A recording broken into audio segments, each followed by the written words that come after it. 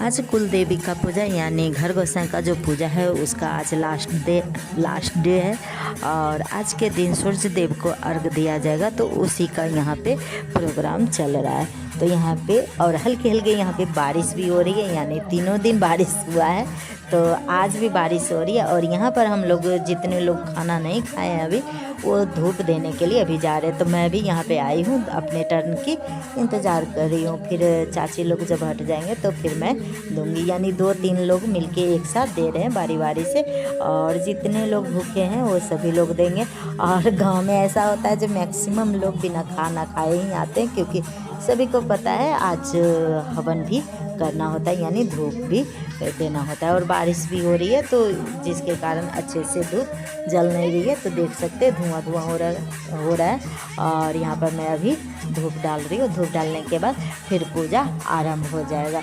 तो यहाँ पे सभी लोग देंगे बारी बारी से धूप, उसके बाद पूजा आरंभ हो जाएगा, यानी आरंभ हो रखा है।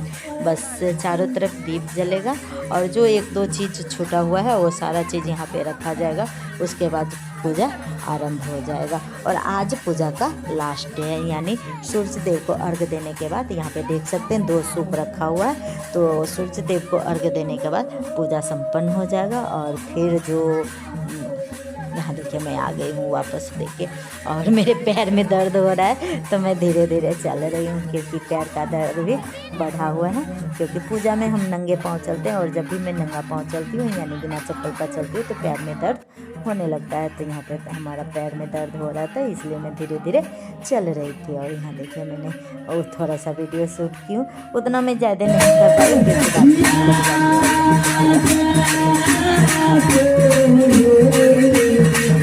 तो अभी मैं आई हूँ भाभी को बुलाने के लिए, क्योंकि जो नई नवेली दुल्हन होती है वो जब पूजा आरंभ हो जाती है उसके बाद जाती है। तो यहाँ पे मैं भाभी को बुलाने आई हूँ, ताकि भाभी भी थोड़ा पूजा में शामिल हो जाए, यानी पूजा देख लें। तो यहाँ पे भाभी, और ये मेरी बड़ी भाभी है, यानी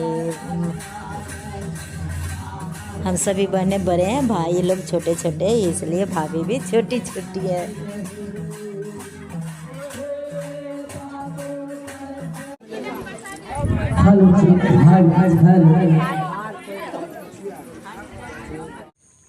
अभी आई हूँ परवल के बागान में।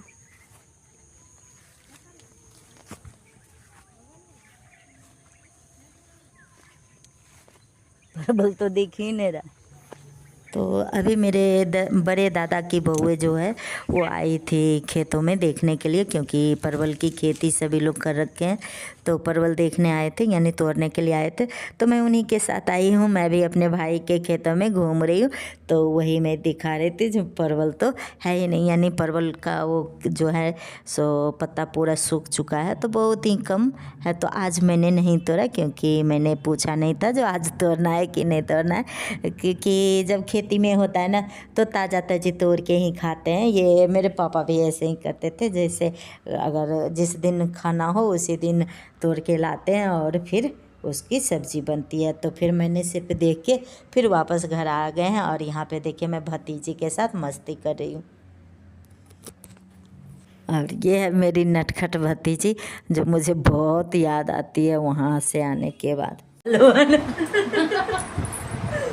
और यहाँ पे वो बच्चे को सुला रही है, रजाई कंबल ओढ़ा रही है, ताकि उसे ठंडा ना लगे। बच्चा रो रहा है। बच्चा को सुलाओ तो।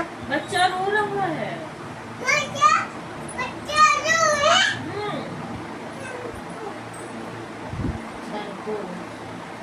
गुगु बच्चा है, सो जाओ।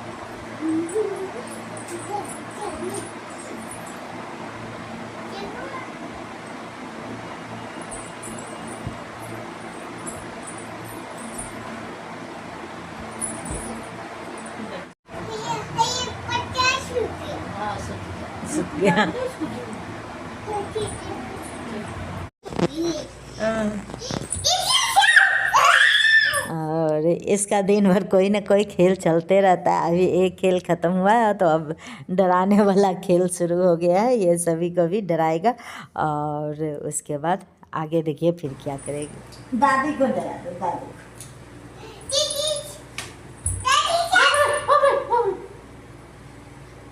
नहीं हमरा लगे छै हमरा में बेसी मजा आवे।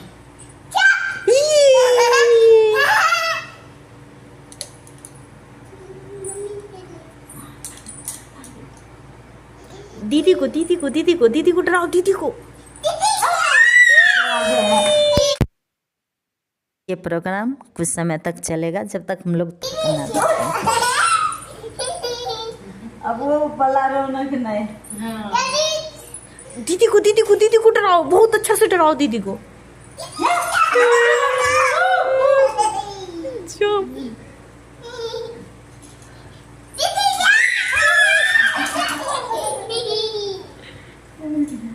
दीदी को डराओ, दीदी को डराओ। ये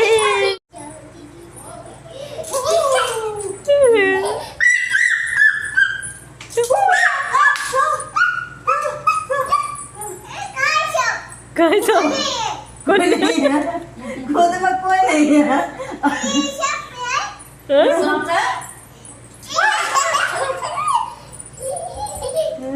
खुद में नहीं है। दीदी को दीदी को दीदी को दीदी को डराओ ना, खूब डराओ दीदी को।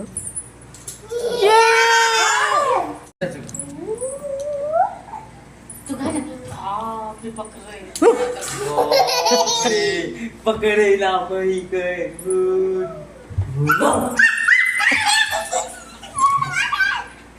खुद दो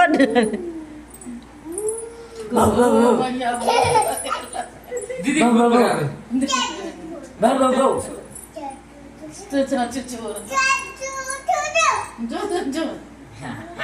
तो ये अलग अलग तरीके से लोगों को डराती रहती है और खेलती रहती है, अपने में मस्त मगन रहती है। तो चलिए मिलते हैं नेक्स्ट वीडियो में।